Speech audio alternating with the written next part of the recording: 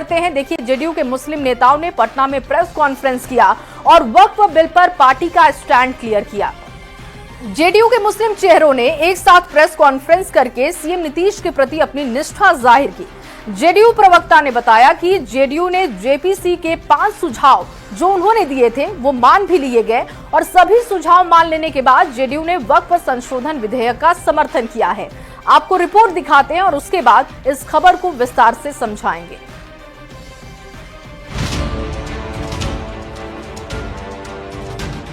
पटना के जेडीयू दफ्तर में हुई प्रेस कॉन्फ्रेंस की इन तस्वीरों को देखिए। ये हैं अंजुम आरा जेडीयू की प्रवक्ता हैं। इनके दाहिनी ओर पूर्व सांसद अहमद अशफाक करीम हैं। उनके बगल में पूर्व सांसद कहकशां परवीन हैं। अंजुम आरा की बाईं तरफ जेडीयू अल्पसंख्यक प्रकोष्ठ के अध्यक्ष अशरफ अंसारी हैं।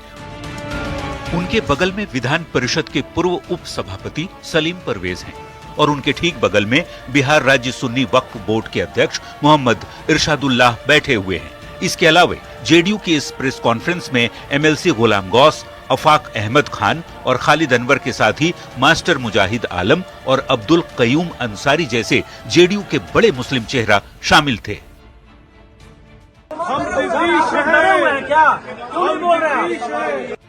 जेडीयू के मुस्लिम चेहरों ने प्रेस कॉन्फ्रेंस कर ये साफ कर दिया कि नीतीश मुस्लिमों के हितैषी हैं और ये उनके साथ हैं।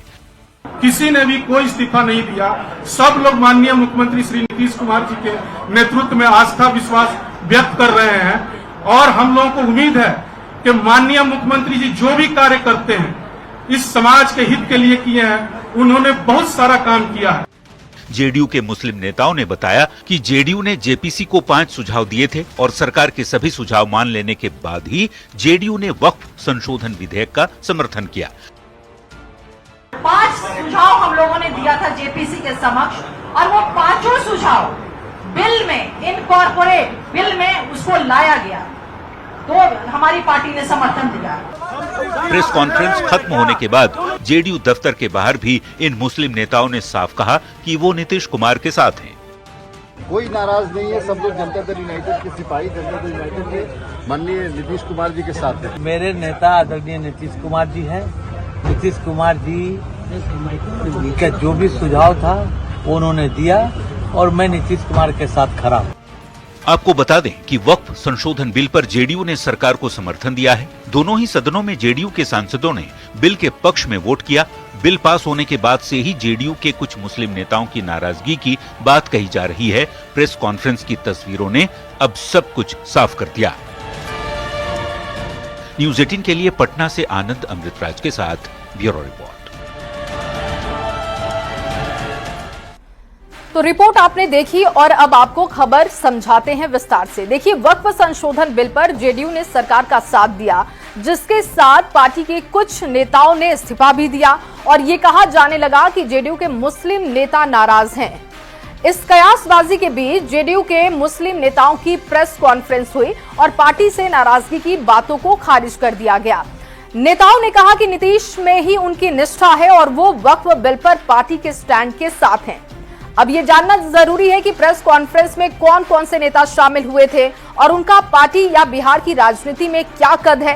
तो आइए इसे भी विस्तार से समझते हैं। जेडीयू के प्रेस कॉन्फ्रेंस में पूर्व सांसद अहमद अशफाक करीम पहुंचे थे। पूर्व सांसद कहकशां परवीन और इसके साथ ही विधान परिषद के पूर्व उप सभापति सलीम परवेज भी शामिल हुए थे। इसके अलावा 2024 में लोकसभा उम्मीदवार और पार्टी के पूर्व विधायक मास्टर मुजाहिद आलम भी पीसी में शामिल हुए थे। इसके अलावा भी जेडीयू के कुछ मुस्लिम नेता पहुंचे थे। इन 3 नेताओं के नाम भी आपको बता देते हैं। देखिए, एमएलसी गुलाम गौस पहुंचे थे पीसी में, अफाक अहमद खान वो भी पीसी में पहुंच गए थे और खालिद अनवर भी प्रेस कॉन्फ्रेंस में दिखाई दिए। बता दें कि गुलाम गौस को लेकर कई तरह की बातें हो रही थी, लेकिन उन्होंने पीसी में शामिल होकर स्थिति को साफ कर दिया कि वो नीतीश कुमार के साथ हैं, क्योंकि लगातार उनकी नाराजगी की बातें सामने आ रही थी। इसके अलावा बिहार मदरसा बोर्ड के पूर्व चेयरमैन अब्दुल कयूम अंसारी, बिहार राज्य सुन्नी वक्फ बोर्ड के अध्यक्ष मोहम्मद इरशादुल्लाह और शिया वक्फ बोर्ड के अध्यक्ष सैयद अफजल अब्बास भी पीसी में पहुंच गए थे। इसके अलावा जेडीयू प्रवक्ता अंजुम आरा वो भी दिखाई दी, जेडीयू के अल्पसंख्यक प्रकोष्ठ के प्रभारी इकबाल हैदर भी पीसी में मौजूद रहे। अब ये जानने की कोशिश भी कर लेते हैं कि हाल के दिनों में किन नेताओं ने जेडीयू से इस्तीफा दिया, क्योंकि ये चर्चा का विषय है, तो उनके नाम भी आपके सामने रख रहे हैं। देखिए, राजू नैयर, मोहम्मद नवाज मलिक, कासिम अंसारी और मोहम्मद तरबेज सिद्दीकी अली के साथ कुछ और नेता हैं जिनके इस्तीफे देने की खबर सामने आ रही है, लेकिन पार्टी की तरफ से कहा जा रहा है कि इनका कद कोई बहुत ज्यादा नहीं है, इसलिए चर्चा का विषय नहीं होना चाहिए। पार्टी का कहना है कि इस्तीफा देने वाले नेताओं में कोई भी बड़ा नेता नहीं है। ऐसे नेताओं को पार्टी के अंदर भी लोग नहीं जानते। जिस कयूम अंसारी को लेकर खूब बातें की जा रही हैं और चर्चा हो रही है, वो कयूम अंसारी 2020 का चुनाव जेडीयू से नहीं लड़े थे और कयूम अंसारी को 500 के करीब वोट भी मिला था। मतलब इस्तीफा देने वाले कोई बड़े नेता शामिल नहीं है। वक्फ